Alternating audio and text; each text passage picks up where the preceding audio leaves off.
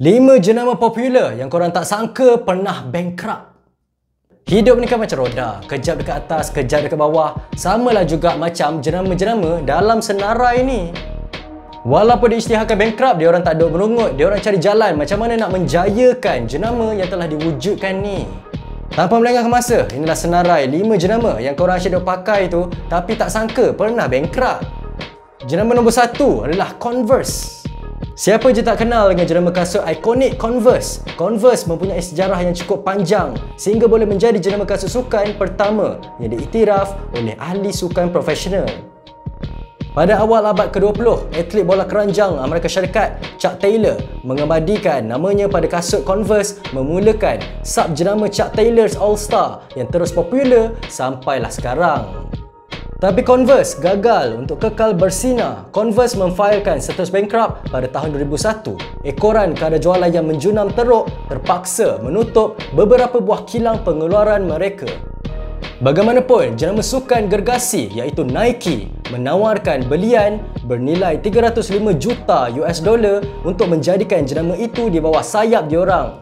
Kini, Converse telah kembali mampu menjana jualan tahunan melebihi 1.5 bilion US dollar setahun untuk Nike. Jenama yang pernah bankrupt nombor 2 adalah Gibson. Identiti Gibson bagi seorang penggemar gitar mempunyai prestige yang agak berbeza berbanding jenama Fender. Fender ni orang pandang adalah gitar untuk semua orang, tapi Gibson orang pandang untuk pemain elit je yang guna. Selepas jenama ni cuba meluaskan pasaran, mengeluarkan produk-produk elektronik untuk pasaran lebih besar, mengakibatkan Gibson perlu menanggung hutang lebih 500 juta US dollar. Memang tak untung pun masa tu. Jadi untuk memperbesarkan pasaran, kualiti gitar keluaran Gibson direndahkan sehingga menjejaskan kepercayaan peminat setia diorang. Gibson terpaksa buat macam ni hanya untuk memastikan gitar versi terbaru dapat dilancarkan setiap tahun. Gibson memfailkan status bankrupt dan melantik bekas presiden jenama pakaian terkenal Levi's, J.C. Curley untuk menstabilkan syarikat itu. Curley memperkenalkan beberapa perubahan, kembali mengutamakan identiti asal Gibson sejak dulu, mengurangkan pengeluaran serta meningkatkan kualiti. Sekarang Gibson masih dalam proses untuk memperbetulkan semula kewangan mereka, memerlukan beberapa kilang untuk ditutup bagi mencairkan aset. Jenama ketiga adalah Nokia. Siapa je tak kenal dengan Nokia, jenama terkenal dari Finland suatu ketika dahulu.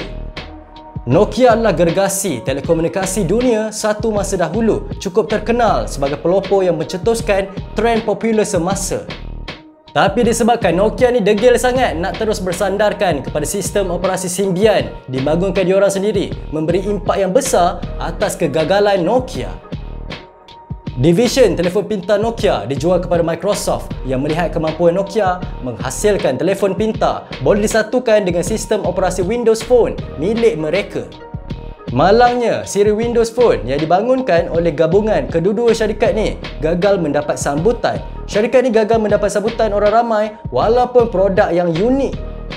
Akhirnya, Microsoft menjual division tu kepada gabungan syarikat Finland, HMD Global dan Foxconn dari Taiwan selepas berdepan dengan kerugian 8 bilion US dollar yang ditanggung sendiri oleh Microsoft. Di bawah HMD Global, Nokia mula mengeluarkan telefon pintar menggunakan sistem operasi Android seliaan Google. Nokia pernah menguasai lebih 50% pasaran telefon semasa era kegemilangan mereka. Laporan tahun 2020 menyatakan Nokia kini hanya memegang 0.7% keseluruhan pasaran telefon pintar dunia.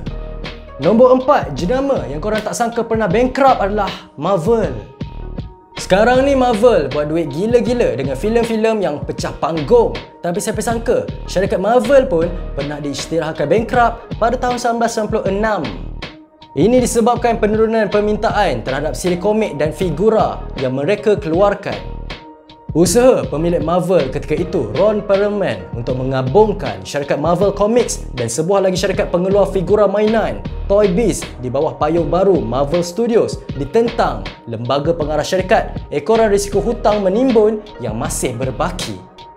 Disebabkan dah tak ada jalan keluar, Perlman akhirnya memfailkan bankruptsi syarikatnya bagi membolehkan pengstrukturan semula. Marvel dibuat tanpa kelulusan lembaga pengarah. Proses naik turun mahkamah melibatkan perebutan kuasa dalam syarikat itu berjalan untuk 2 ke 3 tahun. Sebelum Avi Arad dan Isaac Permuter, dua orang eksekutif syarikat Toy Biz, dilantik sebagai pengendali Marvel yang baru. Kedua-duanya meneruskan usaha menggerakkan Marvel Studios tanpa Perelman. Mereka berdua berusaha meyakinkan studio-studio perfilman Hollywood untuk bekerjasama menerbitkan filem berasaskan watak terbitan Marvel. Filem pertama hasil usaha ini adalah Blade, mendapat jumlah kutipan yang memberangsangkan dan menjadi titik tolak bermulanya kebangkitan jenama Marvel dalam industri filem pada hari ini. Jenama yang pernah bankrupt yang korang tak sangka-sangka iaitu Apple. Syarikat Apple kini bernilai lebih 2 trilion US dollar. Siapa sangka, suatu ketika dahulu syarikat Apple pernah berhadapan dengan bankruptcy. Ekoran kegagalan peranti Apple Newton mengakibatkan beban hutang besar bernilai 100 juta US dollar perlu ditanggung oleh Apple. Apple pada masa itu sedang dalam proses akhir mendokumentkan status bankruptcy mereka. Tapi Microsoft menyelamatkan Apple dengan bersetuju melabur 150 juta US dollar kepada Apple dengan beberapa kerjasama di antara keduanya dimeterai. Pelaburan ini sekaligus menyelamatkan Apple serta memberikan mereka suntikan dana untuk terus beroperasi.